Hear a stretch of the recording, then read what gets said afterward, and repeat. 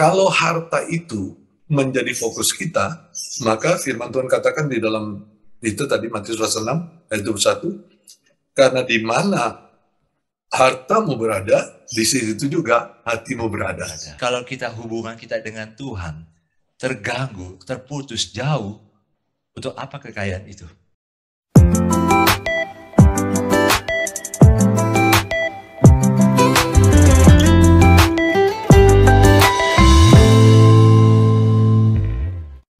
Ya, salam saudara-saudara.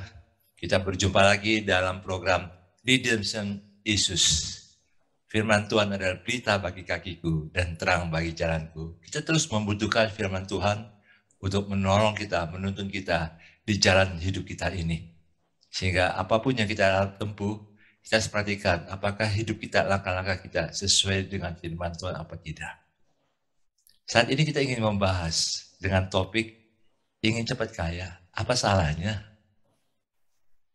Karena saat ini semua orang tergoda melihat cerita-cerita yang inspiratif.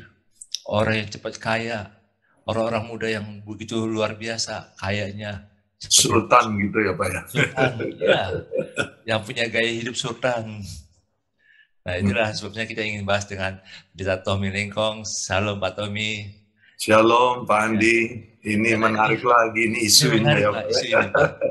Ya, untuk punya gaya hidup sebagai sultan, ya seperti selebritis yang ada, yang di Indonesia semuanya serba wow, rumahnya, bajunya dari kepala sampai kaki dihitung, dikenakan berapa juta, berapa ratus juta, berapa M. Iya. Isu itu kan menggoda setiap orang itu ingin mencapai itu, Pak. Jadi pameran gitu Pak ya? Iya. Memamerkan. Memamerkan. Termasuk yang saat ini cukup hangat itu 2 minggu lalu, orang Jawa Tengah, anak muda masih kuliah. Dia tiba-tiba dapat uang sekian M. Hanya cuman menjual foto selfie di NFT. Makanya orang tergoda, mau jual di NFT, jualah foto KTP-nya. Jadi semuanya kelihatan, nick-nya juga kelihatan.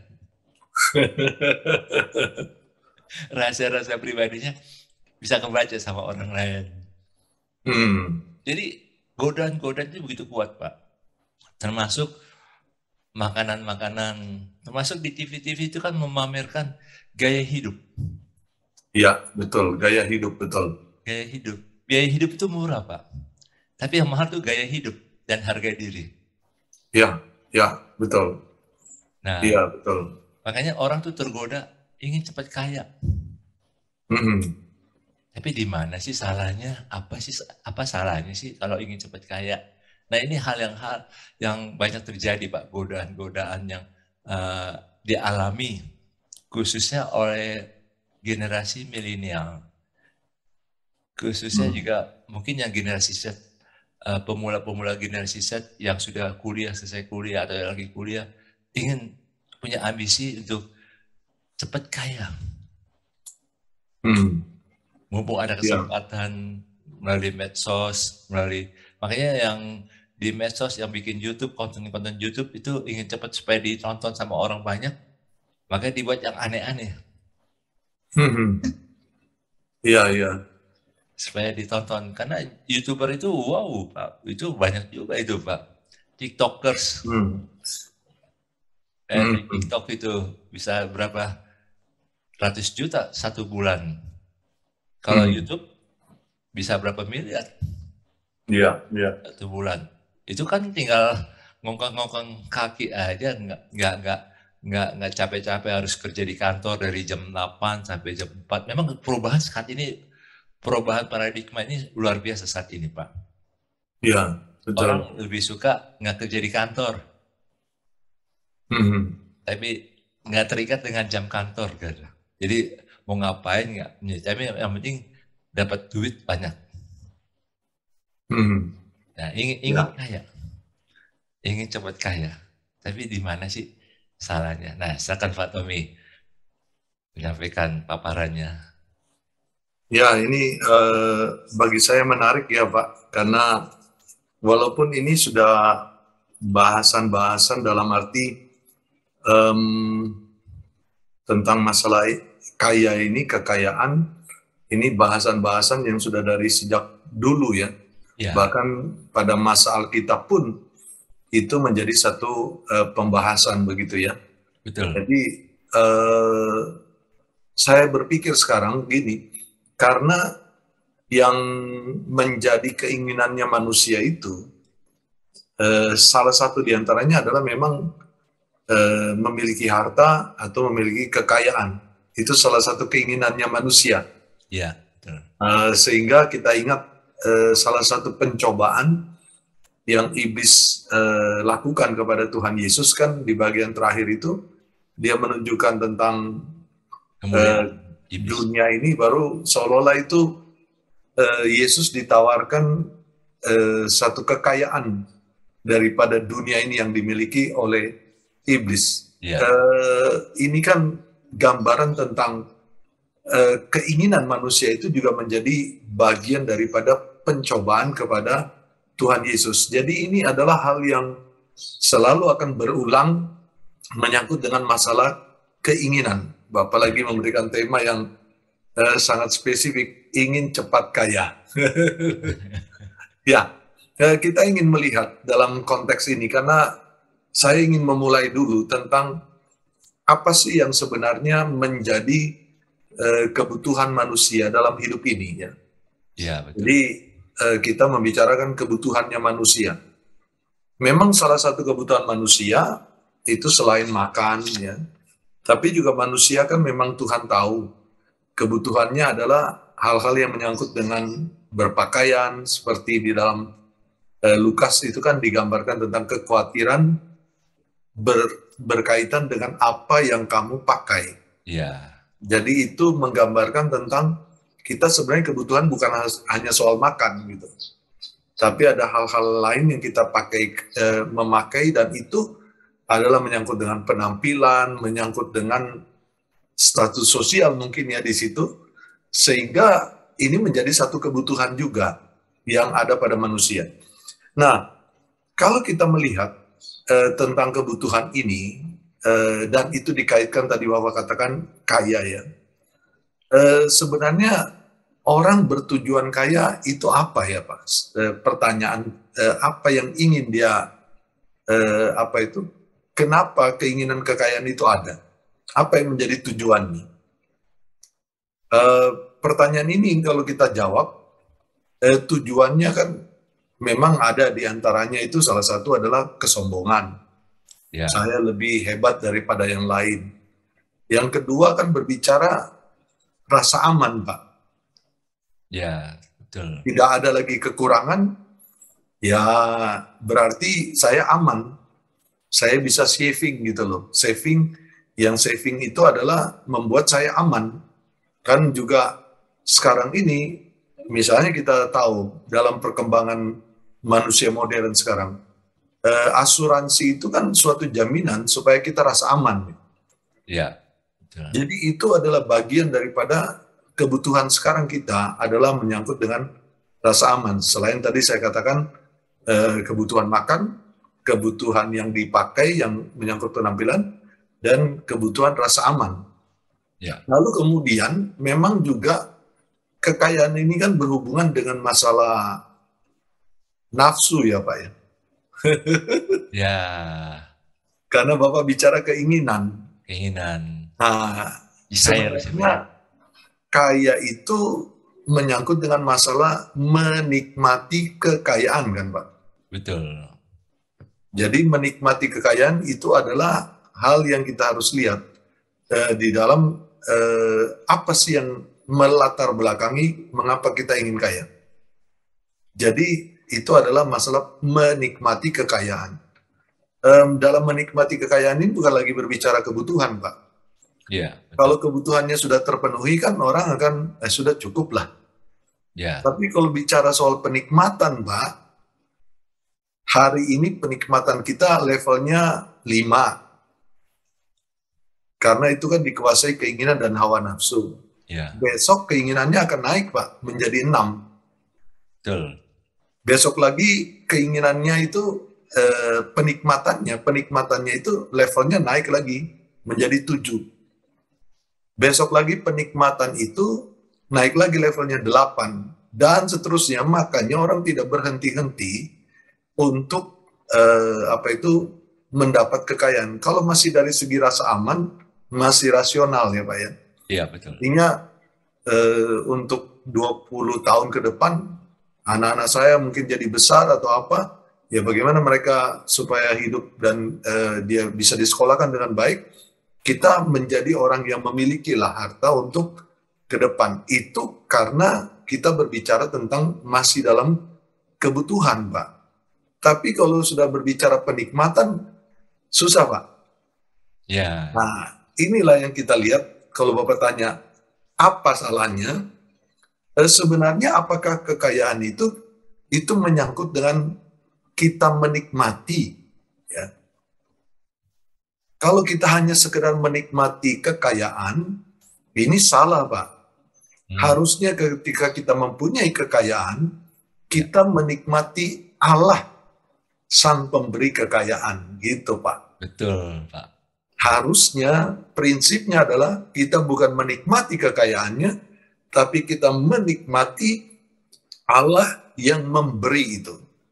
Karena dalam firman Tuhan kan sangat jelas. Saya ingin membaca dari ayat yang suka saya membaca soal-soal begini.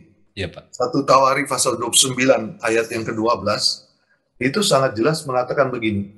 Sebab kekayaan dan kemuliaan berasal daripadamu, dan engkaulah yang berkuasa atas segala-galanya. Dalam tanganmu lah kekuatan dan kejayaan, dan dalam tanganmu lah kuasa membesarkan dan mengokohkan segalanya. Jelas di sini segala atau sebab kekayaan itu berasal daripada Tuhan. Ya. Jadi harusnya waktu kita menikmati atau kita memiliki kekayaan, itu kita harus sadar, yang saya nikmati dalam tanda petik adalah Allah yang memberi kepada saya. Jadi itu akan melahirkan ucapan syukur, Pak. Jadi kalau dia tidak salah dalam memahami tentang di balik dia memiliki kekayaan, dia memiliki Allah, itu menyebabkan dia sadar bahwa kekayaan ini tidak menjadi suatu jaminan dalam hidupnya saja, menjadi sesuatu yang diandalkan, tapi dia membaliknya. Yang diandalkan adalah Tuhan, Sang Pemberi kekayaan. Nah itu prinsip Kristen, Pak. Ini menarik, Pak. Jadi yang orang-orang dunia itu ajarkan, kalau mau kaya, kerja keras. Oke. Itu kan nggak salah. Nggak salah. Tapi yang tadi Bapak jelaskan, itu karena hubungan kita dengan Allah yang memiliki kekayaan dunia ini, dan kita sedang menikmati pemberian Tuhan itu, Pak. Betul. Nah, ini yang menariknya gini sih, Pak. Jadi kalau kekayaan dilepaskan dari hubungan kita dengan Tuhan, pengenalan kita akan Tuhan, maka kekayaan itu akan bisa menjerat kita, Pak. Ya, betul, betul. Apalagi yang Tuhan Yesus berikan kepada kita adalah hidup kekal. Pengertian hidup kekal itu diartikan oleh Tuhan Yesus adalah mengenal Allah. Betul. Jadi kalau orang itu mengejar kekayaan tanpa mengenal Allah yang memiliki kekayaan dunia ini, dia kehilangan hidup kekal. Makanya Tuhan Yesus bilang ini, buat apa kamu dapatkan dunia kalau hidupmu binasa? Betul. Kalau binasa. Jadi salah kalau misalnya kita hanya mengejar kekayaan dengan kekuatan kita tanpa kita punya relasi yang baik dengan Tuhan yang memberi itu, Sang Pemberi itu ya, sumber kekayaan itu, Pak. Nah, saya tertarik dengan istilah yang Bapak katakan, kerja keras dan kemudian mendapatkannya. Ya. Jadi kekayaan itu adalah hasil kerja keras. Saya setuju, Pak. Tapi kalau saya baca di dalam Alkitab, ini menarik, Pak. Ya. Dalam Mazmur 127 ayat 2 dikatakan, sia-sialah kamu bangun pagi-pagi dan duduk-duduk sampai jauh malam dan makan roti yang diperoleh dengan susah payah, Ya. sebab ia memberikannya kepada yang dicintainya pada waktu tidur. Ya. Ayat ini menarik, Pak. Karena apa? Ini berbicara tentang faktor X, Pak. Faktor X. Ya, bahwa walaupun kita sudah berusaha secara manusia, tapi kalau tidak ada keberuntungan, misalnya begitu ya, Ya. dalam tanda petik, keberuntungan itu untuk membuat kita berhasil mendapat kekayaan, tidak ada artinya apa-apa. Betul. Tapi kita lihat dalam sisi yang lain, mungkin ada orang-orang yang seperti yang tadi Bapak katakan, itu ada seorang anak muda, tiba-tiba cuma menjual fotonya, lalu kemudian dia dapat miliar gitu. Ya.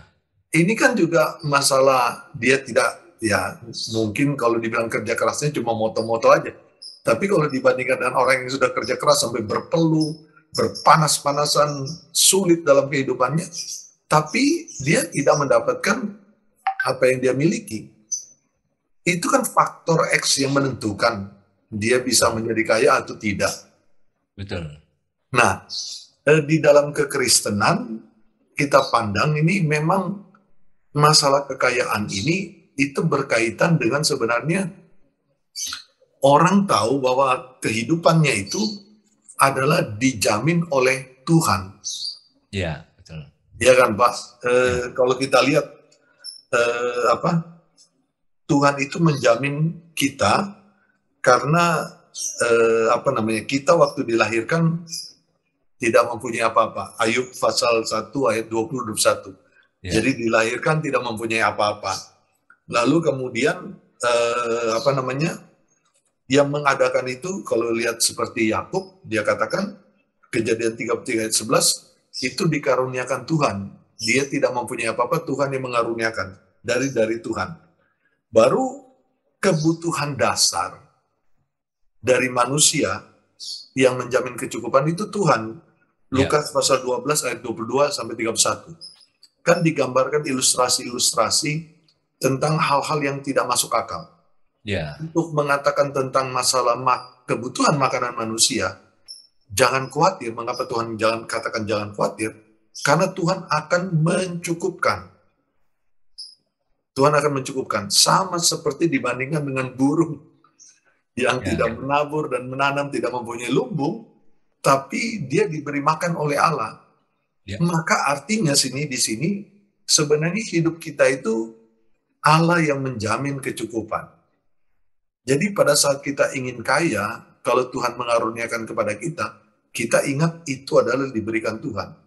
Tapi pun kalau kita juga mungkin belum menjadi orang kaya, kalau kita menjadi orang percaya, Tuhan mencukupkan kehidupan kita. Maka dasarnya dalam doa Bapa kami, berikanlah kami makanan kami yang secukupnya. Itu doa loh. Itu diajarkan Yesus. Artinya jaminan sampai kecukupan itu ada dalam pihak Allah. Kalau Tuhan memberikan lebih, berarti Tuhan ada maksud dalam kelebihan itu. Jadi kita menjadi kaya raya, itu kaya rayanya bukan untuk dirinya sendiri, tapi ada maksud Tuhan di dalam kekayaan itu.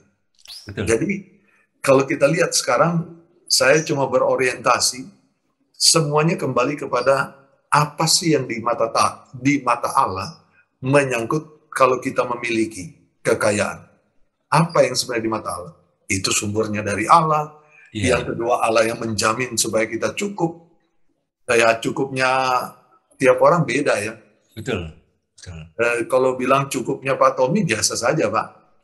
Tapi kalau cukupnya ada orang yang memang punya rumah besar dan apa semuanya, mungkin dia sedikit berbeda dari saya atau jauh sekali berbeda. Karena itu kecukupan untuk dia. Tapi yang menjamin itu siapa? Itu adalah Tuhan itu sendiri. Jadi jelas sih menurut saya Pak, semuanya kembali kepada Tuhan. Jadi kembali kepada tadi 1 Tawari 29, Tuhanlah yang memberikan kekayaan. Nah kemudian yang salah sekarang adalah menyangkut dengan orang yang sangat terpengaruh apa istilahnya Pak ya? Dengan kekayaan. Di-drive oleh kekayaan ya Pak ya? Gimana Pak? Di-drive oleh kekayaan. Di-drive oleh kekayaan. Matius ya, Matius pasal 6 ayat 19 sampai 21. Ya. Itu dijelaskan dengan jelas bagaimana kita harus sadar kekayaan itu tidak selamanya. Ya, betul. Iya kan? Nengat dan karat dapat merusaknya, pencuri dapat membongkar. Ya. Itu artinya tidak selamanya ada di kita. Lalu yang menjadi persoalan adalah kalau harta itu menjadi fokus kita, maka firman Tuhan katakan di dalam itu tadi Matius pasal 6 ayat 21, karena di mana hartamu berada, di situ juga hatimu berada.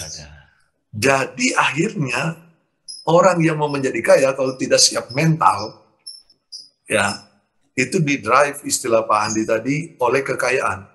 Di mana hatimu berada, di mana hartamu berada, di situ juga hatimu berada. Akhirnya kekayaan itu yang mengontrol hidupnya. Tadi kita katakan harusnya kita menikmati Tuhan yang memberi, tapi ini terbalik. Kita benar-benar dikuasai oleh harta itu. Sehingga kalau kita hartanya sekian triliun ya, berkurang, misalnya 3 triliun dia punya harta, berkurang saja menjadi 2 triliun, sekian miliar gitu ya. Sudah goyang dia, turun nih kekayaannya. Karena di mana hartamu berada, hatinya di situ. Nggak tidur Pak, itu semalam-malaman itu Pak. Betul. Nah ini menarik Pak, yang tadi Bapak bilang mental, kalau kita nggak siap mental, tapi mungkin kita harus definisikan ini, mentalnya mental bagaimana nih Pak? Mental orang kaya? Nah, mental apa ini Pak? Itu yang tadi saya katakan, kan itu sebenarnya mental yang saya maksudkan itu masalah terbentuk dalam cara pandang Pak. Cara pandang. Mungkin kita lebih spesifik lagi Pak. Jadi intinya istilahnya gini, kita harus punya mental sebagai anak raja, anak kerajaan. Betul.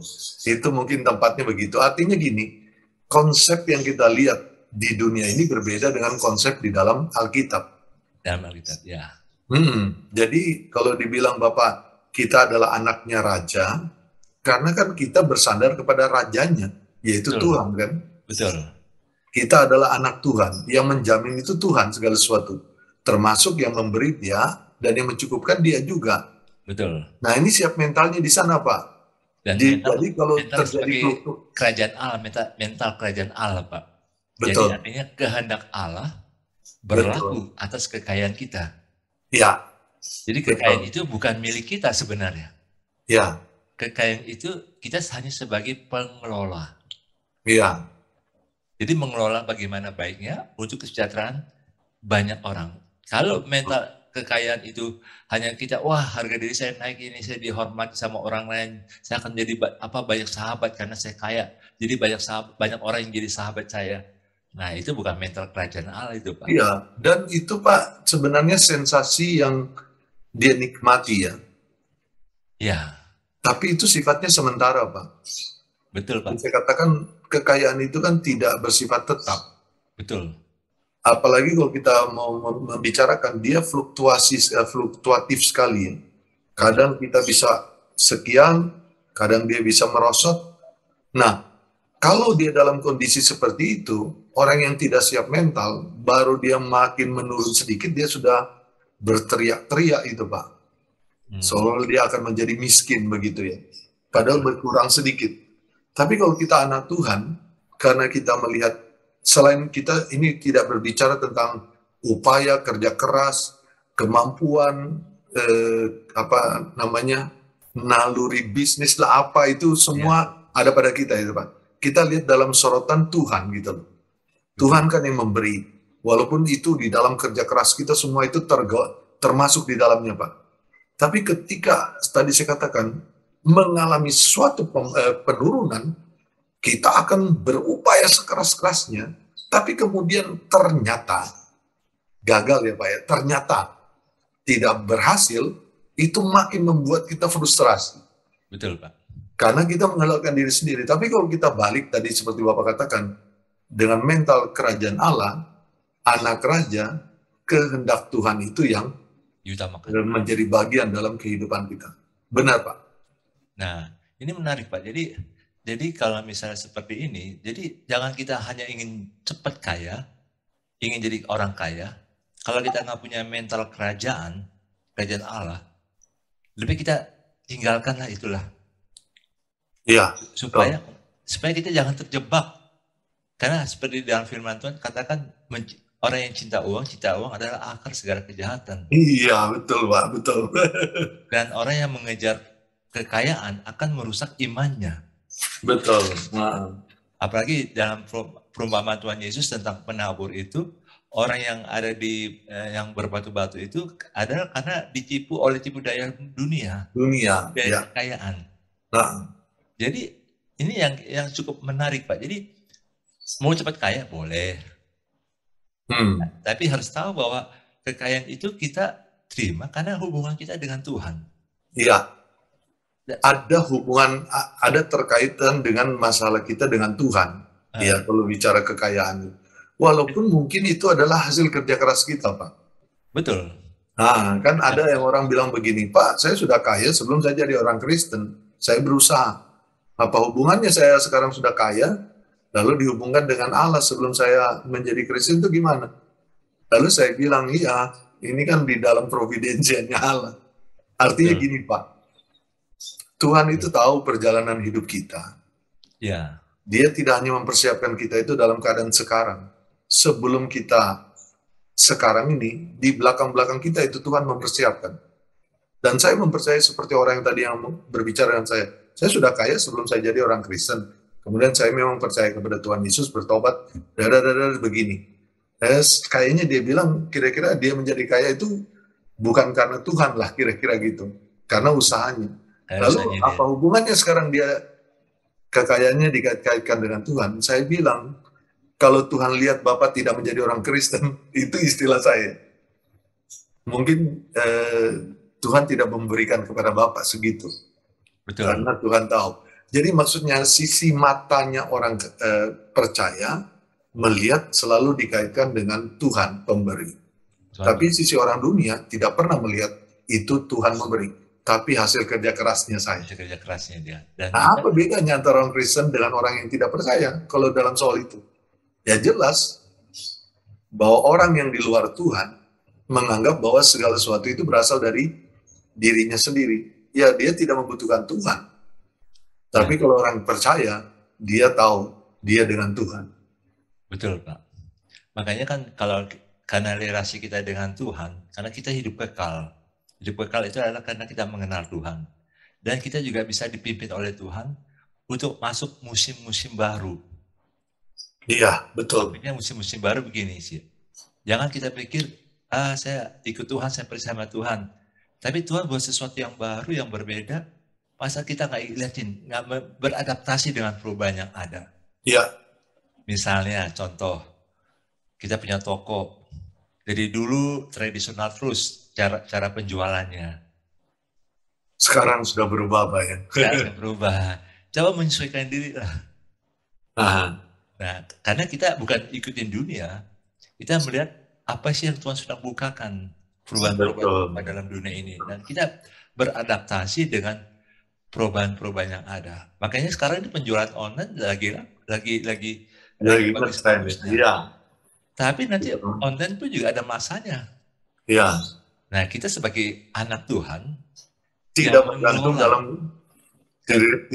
bergantung dalam tren gitu ya, Pak ya. Iya, kita harus bisa beradaptasi. Tapi tidak bergantung kepada trennya kan? Tidak bergantung pada trennya. Walaupun beradaptasi, betul. Beradaptasi. Nah, itu sebabnya ya, karena kita sebagai pengelola kekayaan yang Tuhan berikan. Iya. Nah, ini menarik, Pak, karena sebenarnya yang Bapak berikan kan atau kita bicarakan hari ini ingin cepat kaya. Ya. Apa salahnya? Saya ingin sedikit menanjak, Pak. Oh, menarik ini, Pak. Kalau menanjaknya begini, Pak. Ingin cepat kaya. Mungkin tadi kita sudah berbicara, ya boleh saja, tapi dalam kaitan kita tahu itu dalam kaitan dengan Tuhan, mental kerajaan Allah. Mental kerajaan Allah. Kalau kita lihat, itu berarti kan kekayaan yang dimiliki itu karena jaminan Tuhan untuk mencukupkan kehidupan kita. Ya. Kecukupan itu, kita bicara kekayaan yang mau berapa besar, itu artinya dalam kaitan dengan Allah memelihara kita dengan kecukupan. Ya. Yang beda adalah kekayaan itu dalam keserakahan, Mbak. Ya. Ya kan?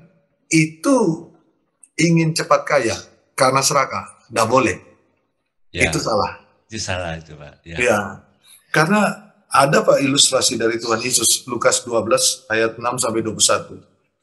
Dia memberi perumpamaan tentang orang yang tidak merasa cukup, ya, tidak merasa cukup dengan apa yang dia punyai, harta milik yang dia punyai. Jadi dia katakan, kemudian dia mengatakan kepada mereka, ini Tuhan Yesus punya perumpamaan, suatu perumpamaan katanya, ada seorang kaya, tanahnya berlimpah-limpah hasilnya. Ia bertanya dalam hatinya, apakah yang harus aku perbuat supaya aku tidak mempunyai tempat di mana aku dapat, supaya aku tidak, apakah yang harus aku perbuat sebab aku tidak mempunyai tempat di mana aku dapat menyimpan hasil tanahku. Lalu katanya, inilah yang akan aku perbuat, aku akan merombak lumbung-lumbungku dan aku akan mendirikan lebih besar dan aku akan menyimpan di dalamnya segala gandum dan barang-barangku. Ya, ini sudah kelebihan Pak, over. Over, ya. Sudah itu, aku akan berkata kepada jiwaku, menenangkan jiwanya ya. Tadi saya bilang kekayaan kan masalah rasa aman. Jiwaku, ada padamu banyak barang, tertimbun untuk bertahun-tahun lamanya. Beristirahatlah, makanlah, minumlah, dan bersenang-senanglah. Ini sudah arahnya kepada keserakahan. Betul. Tetapi firman Allah kepadanya, hai engkau orang bodoh, pada malam ini juga jiwamu akan diambil daripadamu, dan apa yang telah kau sediakan, untuk siapakah itu nanti? Demikianlah jadinya dengan orang yang mengumpulkan harta bagi dirinya sendiri, jikalau ia tidak kaya di hadapan Allah. Betul. Jadi keserakahan ditentang Alkitab. Ya.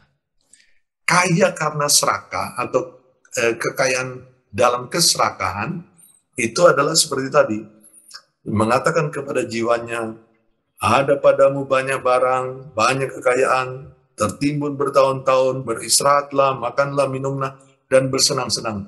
Jadi orang yang serakah ini buntutnya itu foya-foya, Pak. Betul. Jadi dia merasa bahwa segala sesuatu sudah dia miliki, ya sudah senang-senang. Nah ini yang sebenarnya tidak oleh Alkitab. Jadi cepat kaya, boleh tidak? Tadi kita sudah lihat alurnya. Tapi dalam sisi negatif, cepat kaya karena keserakahan, itu ditentang Alkitab. Walaupun memberikan perpuluhan, Pak ya? Itu kan salah satu pikiran daripada orang-orang ini, bahwa memberikan perpuluhan seolah-olah itu sudah membayar suatu persyaratan yang membuat dia akan tetap kaya, kan? Betul. Apalagi ada pengajaran gini sih Pak, kalau kamu memberikan uang, menabur dengan banyak, kamu akan menerima banyak 100 kali lipat. Jadi ada hitung-hitungan bisnis dengan Tuhan, Pak. Itu yang maksud saya, salah satu dalam tanda petik tadi, Pak ya. Itu berkaitan dengan keserakahan. Motivasi itu memberikan persembahan, tapi dengan berpikir akan dapat lebih lagi dari Tuhan, itu juga sebenarnya serakah. Iya, Tuhan kayaknya bisa disogok gitu, Pak ya. Iya, Tuhan itu kayak apa ya, propose gitu Pak. Iya, kalau saya diprogramkan gitu lah. Ini Alkitab mengatakan 1 Timotius 6 ayat 6 sampai 10, di bagian akhir dikatakan ayat 10 itu, karena akar segala kejahatan adalah cinta uang. Iya. Sebab oleh memburu uanglah beberapa orang telah menyimpang dari iman dan menyiksa dirinya dengan berbagai-bagai duka. Nah, jadi salah satu keinginan kalau itu adalah keserakahan, itu adalah memburu, menyimpang dari iman, lalu akhirnya menyiksa diri. Ya. Nah, seperti tadi Bapak katakan, orang memberikan 1/10, saya bilang itu benar. Tapi jangan itu seolah-olah menunjukkan kita mempertahankan kita punya kekayaan. Kedua, karena kita sudah seperti itu memberikan semakin banyak kepada Tuhan dan semakin bertambah-tambah, itu tidak menjamin seperti begitu. Dan itu kelihatan sekali, Pak. Kita itu menikmati kekayaan atau menikmati Allah yang memberi itu, Pak. Nah, itu dia. Nah, ini menarik karena gini sih, Pak. Banyak orang Kristen akhirnya marah-marah sama Tuhan, Pak. Karena dibilang, engkau akan terima 100 kali lipat. Jadi waktu dia kasih per bulan 10 juta, dia sudah berpikir, saya akan dapat 1 miliar. Tapi yang akhirnya nggak dapat 1 miliar. Dia marah sama Tuhan. Saya kecewa sama Tuhan. Karena Tuhan nggak tepati janjinya. Loh, mana ada dalam Alkitab kalau misalnya memberikan perpuluhan, kita akan dikembalikan 100 kali lipat. 100 kali lipat itu bukan pengertian hitung-hitungan matematika. Ya, betul. Tapi itu dalam arti bagaimana Tuhan akan menggenapi janjinya. Iya. Firman-Nya dalam hidup kita. Betul. Kalau hati kita murni di hadapan Tuhan. Betul. Jadi tanah yang baik menerima firman Tuhan. Jadi jangan pakai hitung-hitungan matematika. Juga jangan sampai ada pendeta-pendeta yang juga mengajarkan, menyesatkan itu dengan menipu jemaatnya dengan bilang, ayo berikan sebanyak-banyaknya, engkau akan menerima 100 kali lipat. Nah, itu juga penipuan juga secara rohani, Pak. Betul. Nah, ini kita harus kritik juga, Pak. Jadi itu, Pak, bentuk-bentuk bagaimana manipulasi. Betul. Dalam memanipulasi firman untuk sekedar menyenangkan orang. Dan ini harusnya tidak dilakukan oleh hamba-hamba Tuhan. Ya. Karena firman itu tidak ditujukan untuk yang begitu-begitu. Betul, tapi Pak, memang pemberitaan firman yang utama adalah orang mendengar Injil keselamatan dalam Tuhan Yesus dan percaya. Kalau kita berbicara kekayaan, itu adalah berkat secara umum dari Tuhan. Ya. Beda loh dengan berkat secara khusus. Berkat secara khusus itu berkaitan dengan keselamatan. Betul. Tapi berkat secara umum itu kekayaan, itu Tuhan berikan, makan Tuhan berikan. Itu berkat secara umum. Tapi kalau berbicara keselamatan itu berkat secara khusus. Dan Injil itu mengarahkan kita kepada berkat secara khusus. Walaupun dalam pemeliharaan Tuhan yang mencukupkan, Tuhan juga mengajarkan kita bagaimana mengelola hidup kita ya. Supaya hidup kita itu ada yang kan Tuhan juga mengajarkan ya, ada yang bisa disimpan, nggak digunakan untuk kedepannya apa yang dibutuhkan, kan begitu. Itu tidak salah, tapi kalau sudah bilang orang sampai serakah, semuanya mau diambil, itu berbahaya, Pak. Nah itu, Pak. Makanya kan kita masuk di sini bukan hanya untuk pengusaha-pengusaha atau orang-orang yang bukan hamba Tuhan, Pak. Tapi hamba Tuhan pun juga harus hati-hati juga. Dalam menyampaikan firman ya, dalam mengajarkan firman Tuhan. Mengajarkan firman Tuhan, benar. Jangan sampai kita hanya ingin dapat uang dari jemaat, tapi kita memanipulasi firman Tuhan. Betul, betul, Pak. Sehingga kita harus jaga kemurnian hati. Wah, ini menarik sekali nih, Pak. Ini pembicaraan kita dalam topik ini saat ini menarik ini. Karena memang betul-betul firman Tuhan itu adalah berita terang bagi jalan kita dan terang bagi hidup kita ini, Pak. Jadi kita harus terus diterangi oleh firman untuk menjaga, termasuk ingin cepat kaya. Benar, Pak. Ini bukan masalah salah atau benar, tapi kalau kita hubungan kita dengan Tuhan terganggu, terputus, jauh, untuk apa kekayaan itu?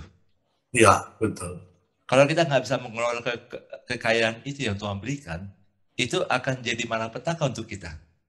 Ya, betul. Betul, Pak. Kita harus lihat ini dalam hubungan kita dengan Tuhan, hidup kekal, mengenal Tuhan melalui kekayaan. Kalau kita kelola kekayaan itu, karena ini demi kerajaan Allah. Iya. Pemberitaan Allah, kehendak Allah yang berlaku di atas dunia ini. Ya. Dan kita dipercayakan kekayaan, kita harus kelola itu dengan baik untuk kesejahteraan banyak orang. Betul. Nama Tuhan ditinggikan. Wah, ini menarik, Pak. Iya. Jadi itu kurang lebih kesimpulan yang kita Jadi saya juga dengan kata penutup saya. Ya. Jadi kekayaan itu bukan itulah yang menjadi fokus kita menikmati. Jadi bukan fokus kita menikmati kekayaan, tapi fokus kita adalah menikmati Allah yang memberi kekayaan. Amin. Betul. Demikian. Ya. Terima kasih Pak Tommy. Terima kasih Pak Andi juga. Terima kasih untuk kesempatan kita berdiskusi ya. Diskusi. Ya. Saudara, kita sudah menyimpulkan apa yang penting bagi kita. Untuk cepat kaya, bukan masalah salah atau benar. Tapi kita tempatkan diri kita dalam hubungan dengan Tuhan yang memiliki kekayaan, yang mempercayakan kekayaan itu. Dan kekayaan itu bukan untuk hanya kita nikmati, kita bagaimana mengelolanya untuk kerajaan Allah. Amin. Kepentingan banyak orang. Untuk kepentingan bagaimana kehendak Allah boleh berlaku. Dan kita hanya, kalau kita mati kita nggak bawa kekayaan itu kok. Betul. Kita mati harus mempertanggungjawabkan apa yang Tuhan percayakan dalam dunia ini. Betul. Dan biar kekayaan itu bukan mengikat kita di dunia. Kekayaan itu membawa kita untuk dapat menikmati hidup kekal. Yang saat ini maupun yang akan datang. Ya. Firman Tuhan itu adalah pelita bagi kakiku dan terang bagi jalanku. Sampai jumpa kembali dalam episode berikutnya. Tuhan Yesus memberkati. Ya, Tuhan memberkati semuanya. Shalom.